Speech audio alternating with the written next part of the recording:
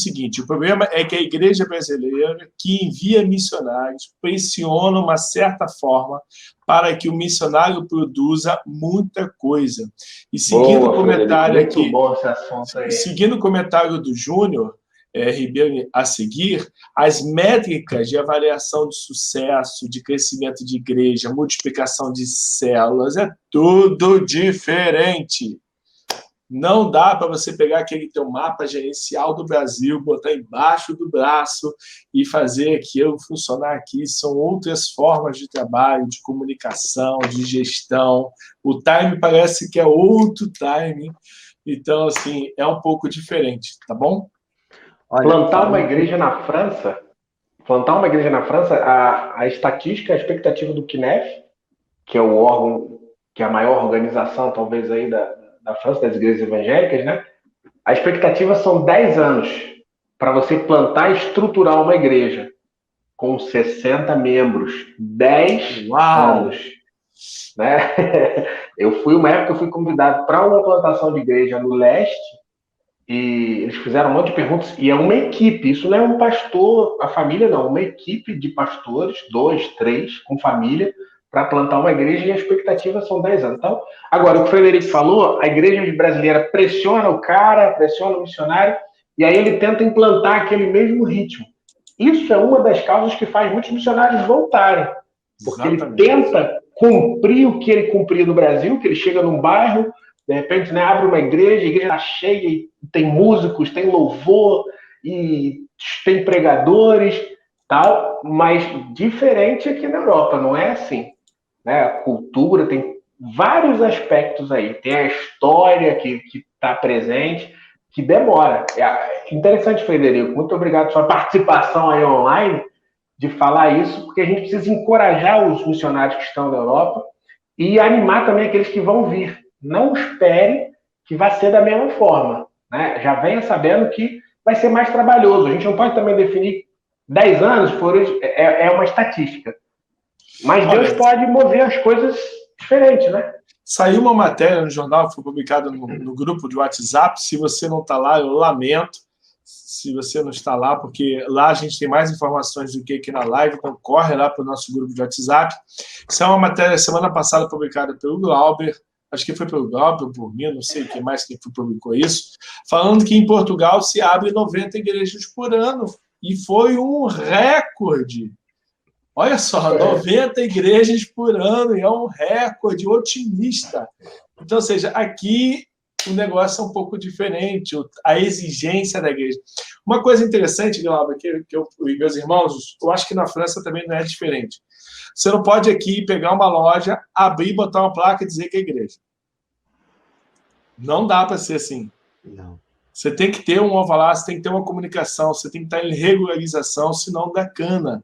Burocracia. E é cana contabilidade. Mesmo. Contabilidade cana organizada. Mesmo. Louvor. Olha, se você gosta de louvor alto, um culto avivado, tem que buscar uma outra forma de avivamento, senão você vai para a cadeia com som alto aqui. Nós já tivemos exemplos aqui de pastores coagidos pela polícia, pelos moradores, por causa do som alto. Eu conheci uma igreja cá em Odivelas, meus irmãos, que o pastor foi quase que expulso, a pastora da igreja, pelo condomínio, por conta de som alto. Então, assim, tem que tomar muito cuidado. A forma da cultura cá na Europa é muito diferente. Falando sobre plantação de igreja, que vocês comentaram, o Cleiton comentou, falando sobre revitalização de igreja, tem muitos pastores que vão para a Europa, aí encontra um grupo de 8, 10 irmãos que não tem pastores, e aí eles convidam esse pastor para pastorear também essa igreja. Isso tem muito, infelizmente. E por causa disso, tem muitos pastores aí com 4, 5, 6 igrejas ao mesmo tempo, pastoreando. E aí, falando sobre revitalização, se você está assistindo a gente e vai servir, ou está na Europa, vai servir com revitalização de igreja, eu diria que no primeiro ano não dá para fazer muita mudança. Só o fato de você ser o pastor novo já é uma grande mudança para o europeu. Só o fato de você ser de uma outra cultura, caso você está na Itália, você é brasileiro, e é um pastor novo de uma igreja de italianos, só por você ser de uma outra cultura, já é algo novíssimo para eles. Então, no primeiro ano, não tem como a gente, vou implantar célula, vou implantar isso, vou alterar o estudo bíblico, mudar de horário o estudo bíblico, nossa, vai dar problema com a liderança, com muitos irmãos. Então, é mais lento o processo de... É complicado, é mais lento o processo de transformar uma igreja já feita do que plantar uma igreja do zero. Uma igreja do zero, pessoal, você já molda eles num molde que você, líder espiritual, pretende. Leva mais tempo pegar uma igreja de 8 irmãos nativos e começar a recomeçar, revitalizar essa igreja. Leva tempo, sim, nas questões doutrinárias, né? Ainda mais a influência da teologia liberal, dependendo da denominação, isso influencia mais ainda, a gente acaba encontrando esse problema também com relação à revitalização de igreja. E com relação, deixa eu terminar aqui a minha fala aqui sobre evangelismo. A gente sabe que o evangelismo principal é através do relacionamento, e a gente está falando sobre cultura, e um ponto muito importante que eu diria sobre relacionamento, evangelizar o pessoal através do relacionamento, nós brasileiros temos que entender, eu guardo comigo essa frase de que o europeu, o brasileiro abraça para depois conhecer, o europeu conhece para depois abraçar. Eu ouvi isso sobre o português, mas eu estou arredondando aqui, generalizando para falar sobre o europeu, que não só o português, mas quase todos os europeus são assim. Nós, brasileiros, abraçamos, já achamos que o pessoal é nosso amigo na primeira conversa. O europeu não é assim. Então, o europeu vai querer primeiro conhecer você, para depois te abraçar, para depois ser mais íntimo, para depois te convidar para a tua casa, ou para ele ir para sua casa, você ir para a casa dele, e vice-versa, né?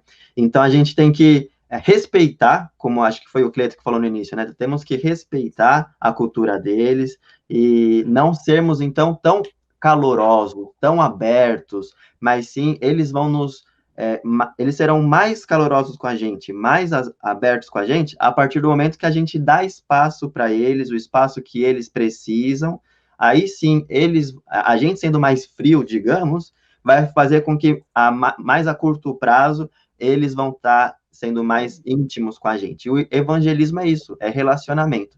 Então, convém a gente saber essas questões para a gente evangelizar mais o europeu. Mas sobre a revitalização que você falou, deu o exemplo aí de encontra, às vezes, um grupo de 8, mas não necessariamente que aquele grupo de 8 saiu de uma igreja. Às vezes é 3 que era de uma igreja que fechou, pentecostal, mais 4 que era de uma batista, e às vezes o pastor encontra assim grupos que antes eram de outras igrejas e acabam se reunindo, né? Os poucos vão se juntando, e aí o cara chega para assumir um grupo assim, que nem necessariamente eram todos da mesma igreja, da mesma congregação e coisa e tal. Que vai na escassez, né, cara? Na falta, vai se juntando. Eu vou falar uma coisa aqui, aproveitando. E até católicos, cara. E até católicos. Aqui na França, a gente hoje, assim, tem visto que a coisa está tão apertada, assim, comparado ao Brasil, né? Coisa tão longe, assim, da nossa realidade, que o que tem de reunião cristã, ecumênica, assim, que os católicos precisam de se juntar com alguém para orar, mano. Aí apela para os crentes, para protestante, para evangélico, e isso aqui é muito comum, cara. Reuniões de oração, fica lá o padre, o pastor. Pode falar. Eu quando cheguei na França, cheguei eu confesso que era até um preconceito que eu tinha assim com a Igreja Católica por conta da história. E a gente foi com uma equipe para uma igreja católica e aquilo foi muito difícil para mim, né? Era uma realidade muito difícil por conta de toda a história. Mas depois, frente a essa necessidade que o Wellington falou, quando eu recebi na minha casa, na verdade nós fomos na casa de um casal, amigos da escola do João e tal, do meu filho, um casal que batizou os filhos com um padre de uma outra cidade, porque a igreja católica da cidade não tinha padre. Falta padre, preste atenção. Como o Wellington sempre fala, a França, cada cidade, cada vila tem um prédio de uma igreja católica, mas não tem padre. Então, porque as pessoas foram deixando e a própria igreja não teve como manter aquilo. Enfim. Depois do passar de tempo, e aquele cara queria batizar os filhos na tradição católica. Ele nem era católico, mas os pais eram, enfim, batizou os filhos com o padre, foi procurar outro lugar. A gente começou a olhar que tinha um povo cristão sedento, que não era protestante, que não era evangélico, mas sedento. E eu tive contato com uma irmã, uma freira, e ela foi algumas vezes na minha casa e a gente orava junto, cara. Então, assim, um choque cultural, religioso enorme, mas que para adorar o Senhor Jesus. Uma irmã, você vê, porque ela tinha sede de buscar a Deus, né, essa freira, mas ela não tinha onde buscar. Ela era praticamente, vivia num convento vazio. Grupos em casa, grupos de reunião em casa, então, às vezes a pessoa tem um grupo pequeno e ali tem 2, 3 pessoas são católicos e frequentam aquele estudo bíblico e não deixam de se professar católicos, isso são acompanhados ali na comunhão, na fé, na palavra, e é um contexto cristão muito diferente que a gente vive aqui na Europa, então a gente acaba encontrando essas realidades assim, que você tem que ter muita sabedoria para saber como que você vai agir diante dessas novas situações e poder ser benção ali naquele lugar, naquela oportunidade, né? Então, galera, assim... Agora, só mais uma coisa. Só mais um minuto. Mas o que o Wellington falou da questão de revitalização, respondendo uma pergunta do pessoal do Brasil, o pessoal pergunta assim, existem igrejas na Europa que contratam, o pessoal usou essa expressão, então eu vou responder com essa expressão. O quê? Contratam, perguntando se existem igrejas na Europa que contratam pastores ou missionários, ou seja, que abraçam, que recebem pastores, mas com um sustento financeiro. Essas igrejas com 8 pessoas, esses grupos, raramente eles vão ter condição de sustentar. Rarissimamente. Então, assim, eles precisam de líder? Precisam. Eles vão sustentar o líder? Até de 50, 60 pessoas, Cleiton. 50, 60 também tem muita dificuldade. Não muda muito, não. Olha, isso aí para o Brasil tem que mandar o sustento, não tem jeito. Deixa eu falar uma coisa. A priori. Nós não estamos falando que a igreja brasileira está fazendo errado e nós sabemos fazer o certo. Não é essa a colocação. Eu estou deixando claro aqui que quando você muda para cá, as formas de nós administrarmos uma igreja, fazermos o evangelismo, tocarmos o ministério no Brasil, não é a mesma aplicada em Portugal. Também de Portugal não é a mesma aplicada na França, na Itália, e sucessivamente. Então, ou seja, não estamos dizendo que você está errado, mas se você vier sem a transculturalidade, você vai cometer erros. Então, assim, não entenda que nós estamos julgando mal o seu processo de gestão. Não é nada disso. Aqui funciona diferente. E se alguém tivesse nos falado que funcionava diferente antes de nós começarmos, talvez a gente não teria perdido muito tempo ou cometido vários erros. Então, assim, o que essa live está fazendo com você é enriquecendo você.